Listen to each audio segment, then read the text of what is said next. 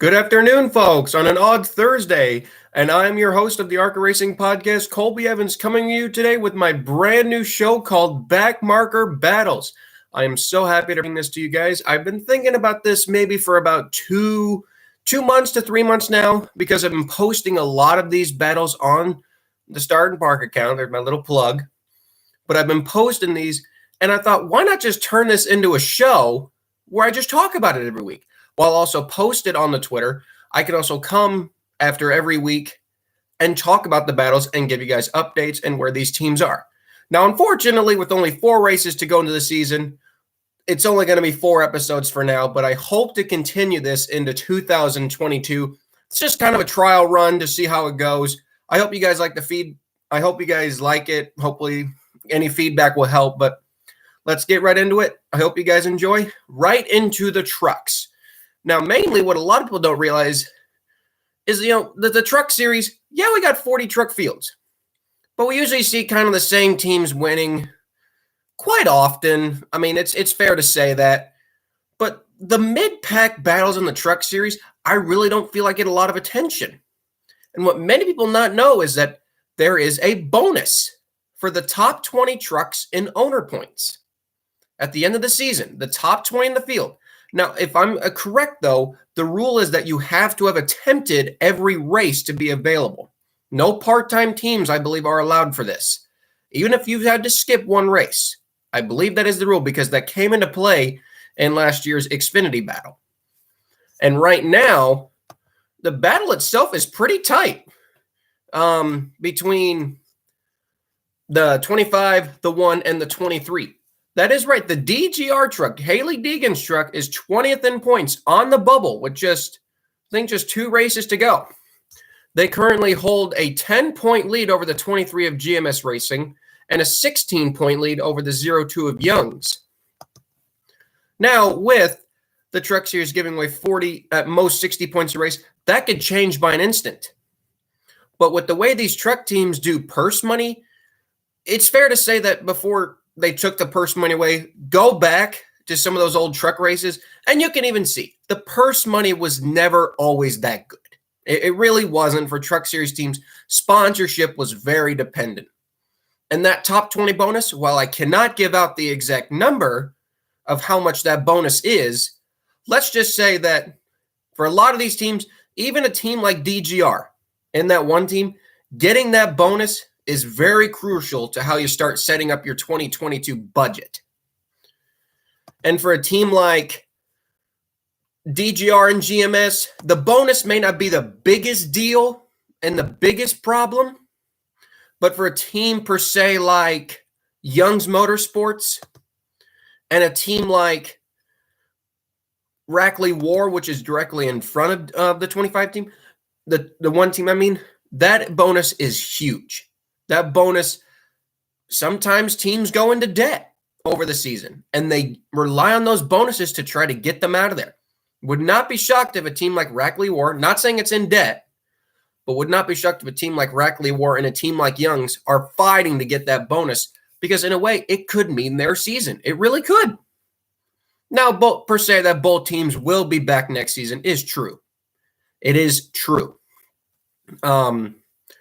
But needless to say, the bonus is very crucial. But going back to what I was saying is that the teams that are in 23rd and 24th in points, I do not believe that they are eligible. From what I've heard, you have to have attempted every race to be allowed for this.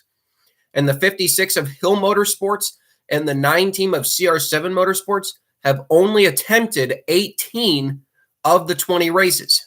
Not that they've DNQ'd, I believe, but that they just did not attempt. So I believe they are cut from the battles of there. And unfortunately, I don't really like that rule. I wish, despite that, they would let it through. But obviously, you got to reward the teams who showed up to every race first, which I do think is fair. I think it's a fair point. I think it's a fair game. And unfortunately, even if you just miss a couple of races, sorry, but unfortunately, that's the way it goes. The second battle that I've talked more about when it comes to the truck series is the top 36 battle. The top 36 battle is basically not in terms of racing. Well, it is terms of racing, duh. But it's in terms of getting full purse money to just the little money that NASCAR gives, and it's not even close to the full amount. Now, disclosure of the purse money has not been there since 2015, so I can't give you guys an exact amount of what, per se, like the 36th place truck and owner points is getting every week versus the 37th place truck, which is outside. Now, it's not always like, for instance, despite being 37th in points, the 41 team of Cram Racing, they've still gotten full purse money. A lot of the trucks in the back half of the top 30 don't run the whole season.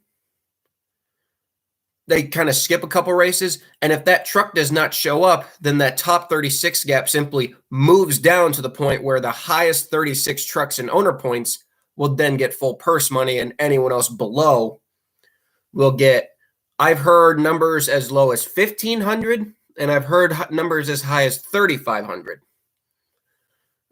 from people in the garage area. So it's safe to say that teams like Jennifer Joe, CMI Motorsports, Race Ciccarelli, and Norm, they have been in that bracket of not getting full purse money pretty much most of the season. I think Jennifer only maybe 1 or 2 races has gotten full purse money.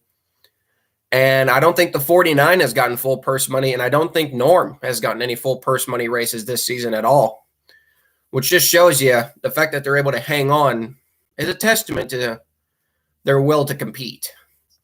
That's for sure. But the top 36 battle is very important for a lot of these lower budget teams because getting full purse money versus getting $3,500, it's tough to having to set your budget on just that. Most of these teams spend $3,500 before they leave the damn shop to go to the racetrack. So imagine that's how crucial sponsorship is to a lot of these low budget teams. And then the one that also gets talked about sometimes is the actual top 40 rule, which hadn't really come into play much this season for trucks, only a couple of times. But on the rare occasion where we had, per se, a practice and qualifying, the top 40 would obviously be locked in, but the top 40 are guaranteed in every single week with no qualifying, top 40 are guaranteed in. And Jennifer Joe, that 10 team, have pretty much been 40th the entire season, so to say, and just have narrowly hung on every week. But needless to say that with the part-time trucks that I've been talking about above, that has allowed the 49 and the 6 who are below 40th in points to still make races. However, we have seen them get excluded because more trucks have decided to enter.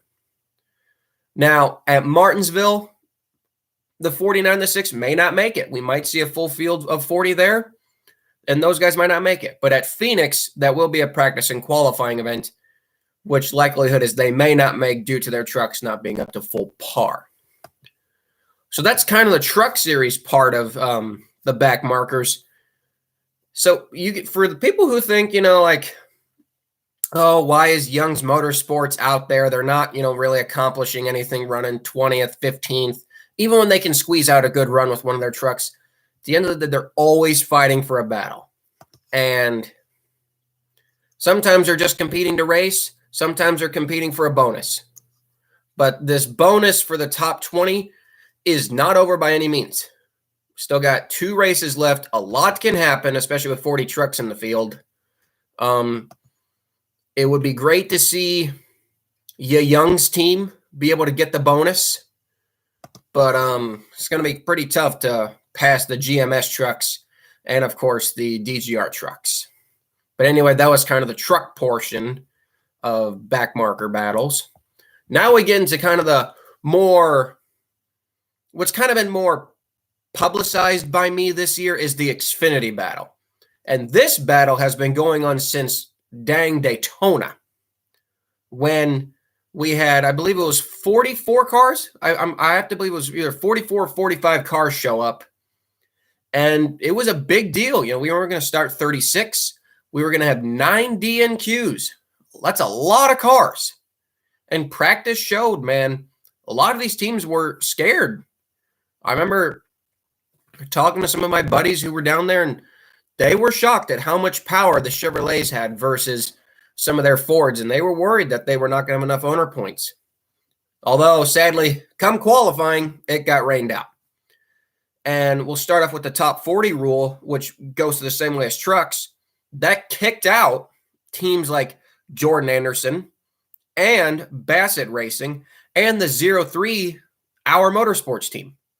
Now, the simple version for Our Motorsports is they simply took the 23 team that was supposed to be under RSS and Josh Riom this season and simply they pretty much taken it over the entire year. Pretty much have. But for Jordan Anderson and Bassett Racing, all they could do was just wait. Jordan focused on the truck team while Bassett literally just waited. And then the first race at COTA came, and they both made the show and did a great job, but they were still way far behind. The 40th place in owner point car at the time, the 13 of MBM Motorsports, had, I think, 65 points. That was a huge gap. But with them hiring good drivers, like the 31 had Tyler Reddick and the 77 had Austin Dillon, RCR drivers, wasn't that hard to make up the points quickly. But the key is that at the races where they had practice and qualifying, they had to make the race. They had to make the race. And they did. But unfortunately, by mid-Ohio, the 31 had not passed the 13 yet. And by Charlotte, unfortunately, the 77 had DNQ'd, and they did not enter. I don't believe they did enter the next race at Nashville. And that was pretty much their season. We have not seen them since. I don't know if Bassett Racing is coming back for next year. They've kind of gone back to their partnerships with DGM again, which in their own right has struggled this year. But the 31 actually used a loophole in the system. I won't get into it, but let's just say they used a little bit of a loophole to pass the 13. And once they passed the 13, unfortunately, at Mid-Ohio, it was all over for the 13. And I think the 13, ever since the race before Mid-Ohio, I think the 13's only made one start since, and that was at Road America. Pretty sad, because the 13 have been kind of underperforming, not for lack of trying, just a lot of bad luck. And some teams, the 4,500 bracket, I had it at $5,000, but it actually was told to me that it was actually 4,500. So not that far off, but still, kind of where that lined up. But the 31 was actually able to work its way through the bracket from the 4,500 class to the full purse money class to now the 10K bonus class, which we will also get into in a second. The $5,000 class, which reality is the 4,500 class. The teams, I don't know how you base your budget off that entire season. If you don't respect Harmon's team and Jimmy Means' team, they have been in that 4,500 bracket. The 74 and 52 have been in the 4,500 bracket, I would say 95% of this season. I think the only race that I can recall the 52 and the 74 getting full purse money at was for the 52 at COTA and the 74 at Nashville. Those are the only two races of the season I can recall that team getting full purse money. So you got to imagine why all these pay drivers is because when you're only getting $4,500, like I said before, they're spending that before they leave the damn shop. You got to have these pay drivers that can be able to afford and get you on the track. And that's unfortunately why we've seen Bailey Curry and Greg Galding kind of get kicked away from those rides. Not because the owners don't want them to drive, but because they just don't have the money, unfortunately. And it's been a huge toss-up for the other two battles outside the top 36 for the entire season. We've seen teams like the 0 and the 15 of JD Motorsports. We've seen the 61 for MBM Hattori. We've seen the 90 of DGM. We've seen the 47 for Mike Harmon. We've seen at one point the 5 of BJ McLeod. All these cars, different types of cars, only earning $4,500 a race, but yet they managed to pull themselves out every time. I will say, though, the longest struggling right now was the 90, Preston Pardus. For anyone who doesn't know, how much money did DGM get for finishing 7th at the Roval? $4,500. That's another thing. Regardless of where these guys finish, they will only get $4,500. That's another thing people don't realize. They may be out of the top 36, but that doesn't mean they're earning TV purse money. So in reality, if for, say, like a junior motorsports car, let's go with that, for example, finishes in 40th, they actually get 36th place purse money, per se. Now, with the rumors of practice and qualifying coming back in some way next year, we might not have to deal with this top 40 battle. But who's to say that these teams will go in and out of making races? I think next year's Backmarkers battle will be even more fierce if we do have qualifying every weekend. But yeah, so, and why I say it's so competitive right now is because from 30th to 38th is just separated by a whopping 35 points. Now, that may not seem much, but with the way these low-budget teams go by their finishes of doing great and then doing poorly, that flips on a dime so much. You know? And some races you're going to have full purse money and some races you're not. Like, for instance, this weekend at Texas, of course, the 74 and the 52, but the 15 of Bailey Curry and the 07 of Joe Greff Jr., unfortunately, not really due to their driving. It's just due to bad luck. They're both good drivers. Just unfortunately, bad luck is bad luck. And that's the sad part. You know, SS Greenlight Racing is a great team. I've been a big fan of Bobby Dotter for well over 10 years. I've been a fan of Johnny Davis for over 15 years. It's just unfortunately, bad luck is bad luck. And while I wish those four guys the best, it's just a shame that you got four good teams that unfortunately have to settle with a bad budget. As I was getting in with the 10K bonus battle, I have not heard this about trucks, so that's why I didn't want to put it on trucks. But the Xfinity has actual 10K bonus battle, which means for any team who's inside the top 30, they actually get an extra $10,000 attached to their purse money. And for a lot of those teams like MBM, JD Motorsports, and we even throw in BJ, that is a huge boost. $10,000, a lot of them just put that straight to tires. That is a huge boost for tires, especially when you go to tracks like Homestead, Darlington, and per se, like what's another tire-abusing track like Kansas, or the Glen. There's so many examples of tire-abusing tracks. But yeah, it's a great 10K bonus battle, and it's just as fierce. Like I said, along with the 10 top 36 battle, they're all right there trying to get that 10K bonus. And then, of course, I like the 10K bonus idea. I do think, though, it's going to be a lot more fierce next season because some of those 10K bonus teams may end up DNQing races next season. I think, personally, that'd be kind of funny, because it would show kind of weakness. But again, that's just 2022. We'll have to wait till then.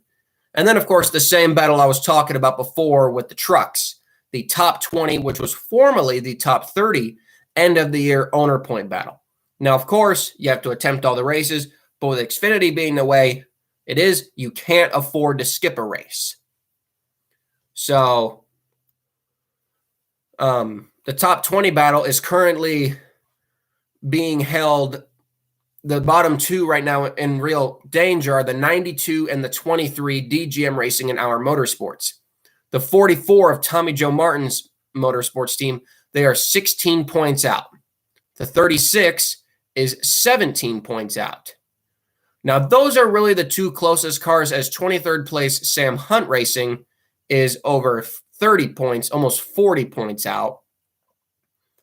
But for teams like DGM, Martin's Motorsports, and I'll even throw in Chris Hour's team, that bonus, again, it really helps them set up their budget next year. And especially for, a team like Martin's Motorsports, who's going to go into next year as a new team, having that bonus will really be able to help them with equipment, team morale, and just overall, the overall vibe will be a lot better. And it'll really show just how much that team has grown in just 2 years after the rough start to 2020 and never really having a chance to show what they got until about halfway through the season. And then going back, we saw repeatedly that like the 0-3, the 31 would be just DNQing every single week. Now, the entry fee for an Xfinity race, if you guys didn't know, was $2,200. They did not have to pay that every single week. The entry fee would simply just turn over every single week. That's why when you guys see the 13 of Timmy Hill DNQing every week, Carl Long is not paying $2,200 every single week. The entry fee is simply flipping over week to week to week to week to week until the Phoenix race in November, where the entry fee will then finally be used. I presume that Timmy will probably be the driver of that car. But that's the why. They're not spending $2,200 every single race. Jordan wasn't. Chris Auer was not. It was simply just, that to be able to enter the next race, per se. So that's kind of the Xfinity side of the Backmarker Battles. That is fierce.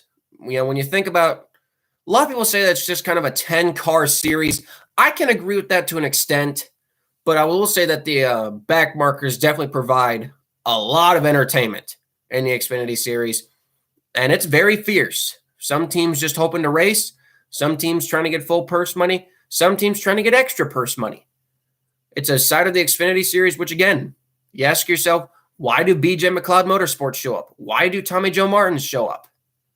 Well, number one, they love it. It's in their blood. They just love it. But number two, you're trying to get these bonuses to say, I beat you. I beat this team. We're a top 20 capable team.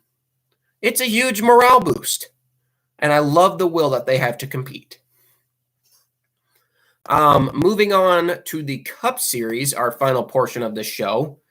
Not many battles to get into, but about halfway through the season, this battle was actually appointed to me by one of my good buddies, David Pequeen. I hope I pronounced that name right. I probably did not, but I hope I did.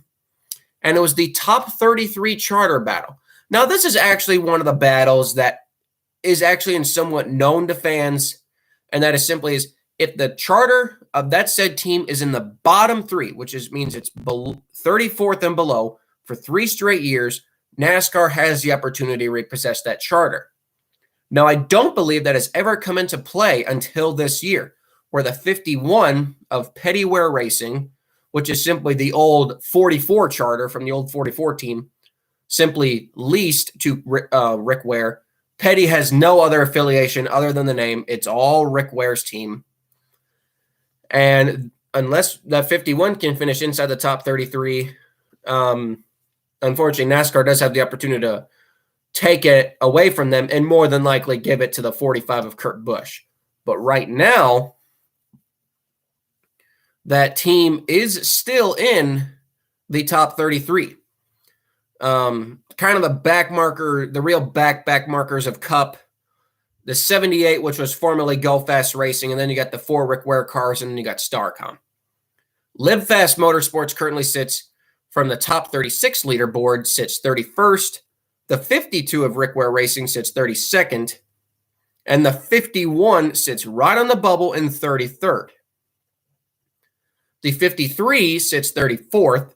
The 15 sits 35th. And the 00 sits a distant last, sadly, in 36th. The goal for that team and Cody Ware, they just need to keep staying in front of their competitors and teammates. Although Petty, I'm guessing, does have a little bit say in what the charter does, I'm guessing Rick also in some ways maybe has some sort of say. But it's definitely a fun battle, and it does go to show this. Those Rick Ware cars, a lot of people think, oh, they're just crap boxes out there making laps. No, they're not. They're trying to fight out there for their own positions and trying to make sure that they can lock in their charters for the next season. It's one aspect that people don't realize. Are they slow? Absolutely. But are they still battling out there? Absolutely. And it's why I wish teams like Rick Ware Racing would get more respect. employ a lot of good people, and they may not put out the fastest cars, but they do actually put out some of the best looking cars. But definitely for the 51 car, with just four races to go, I believe, it's game time. Because how big of a point lead do they have over the 53? A whopping 4 points. But the good news is that they're only 2 points behind the 52. And Cody has been very strong at the 550 horsepower tracks. We've seen that car has kind of gotten the most money put into it. And I really kind of put that towards the sponsor. It's great to see Nurtec ODT really branching out to all forms of motorsports for Rick Ware. But yeah, I think it's a battle that people just kind of forget about. But I hope it brings more respect to Rick Ware Racing.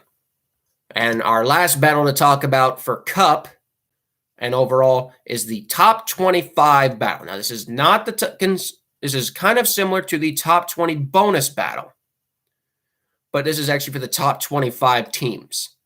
It is a $1 million end of the year bonus for all the top 25 teams in owner points. And although they might be in Cup, for a lot of these teams, $1 million bonus at the end of the season, again, is a huge boost, considering that, the average purse money team is about $75,000 to $85,000 from what I've read. And that $1 million is a huge boost to their budgets, especially for a team like, a new team like Trackhouse, a lower budget team like Richard Petty, or even JTG Doherty. And going into JTG Doherty, they've been kind of the story of this season, only having at the beginning of the season 24 of their 26 races sponsorships sold. Looks like they've been able to get everything else sold, but that 37 has been running unchartered the entire season, which means that their TV money has been cut dramatically. I think I saw from a report from one of my good friends online that they, in the spring Martinsville race, they earned just, I think, $15,000. And that pays for jack. Nothing. Absolutely nothing for what that team spends every weekend. And it's dramatically, compared to the 47, it's dramatically hurt their performance. It's not Ryan Preece, it's the car. But when you're only earning that kind of money, I mean, if you think they compare purses like that all season, that 37 team has probably earned less than maybe $250,000 this entire year. I mean, it's probably more than that, but I'm just guessing right now. It's probably close to that. And that $1 million bonus could really help them. And that's what they're going for. That is exactly what they are going for. Unfortunately, luck has not been on their side, and they are a whopping 42 points outside of that top 25 battle, even though they are just below the 99 of Trackhouse Racing. The battle's been really extended over the last couple of races. Right now, the closest cars out of the top 25 battle is the 37 of JTG, the 6 of Roush Fenway, and the most surprising one, over 60 points behind, is the 41 of Stewart Haas Racing, which has virtually been just forgotten about this season. I would say Eric Jones has been a great addition to that 43 team. He's definitely gotten that team way more competitive than it has been, and has, kind of solidly kept them up in that top 25. I just worry because the 43 has really struggled at the 550 tracks. I feel like that's where their weaknesses are really shown. And with 2 straight ones coming up, Eric's going to really need to show his muscle at Martinsville and Phoenix to make sure that team gets that $1 million bonus. And it's already been announced that JTG is not returning with the 37 next year. So you got to wonder how hard they're going to push it now, especially being over 40 points out. I would say that the top 25 battle has kind of done for the season, with the 37 being over almost 40 points out of the goal. But with 4 races left, as we know, anything can happen. And I'd love to see the 37 get it. They could really use that $1 million bonus, but it's been a rough year for all those teams, that's for sure. And but it just goes to show this. Why does the 43? Why does the 99? Why does the 37? Why does it all show up? End of the day, they're there to try to win the race and do their best. But they're also fighting their own battle within. The battle to get money and the battle to have a better budget going into next season. And overall for the top 3 series, it's number one, they're there because they love racing. And that's the biggest respect of all. But the real part of Backmarker Battles is to show that while these teams may not be showing up knowing they might not win every week, they are there to battle their own trucks. They're there to battle in their own specific battles. And they are there to fight for just money in general. Because at the end of the day, this sport is really kind of based on money. And I hope the best of luck to all those teams. And I hope that we can definitely continue this going into 2022, because I think it's a great insight and look at battles that a lot of you guys who, only follow the top 10 cars every week, you might not really know about.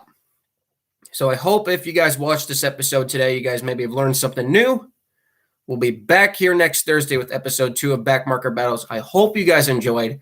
I'll post a vote section up on my Twitter. Hopefully, if you guys liked it, we'll continue it. If you guys didn't like it, well, tell me your comments. Anyway, I hope you guys enjoyed. Follow me at Start and Park Art. We'll see you next week with the ARCA Racing Podcast. You guys have a good day. So long.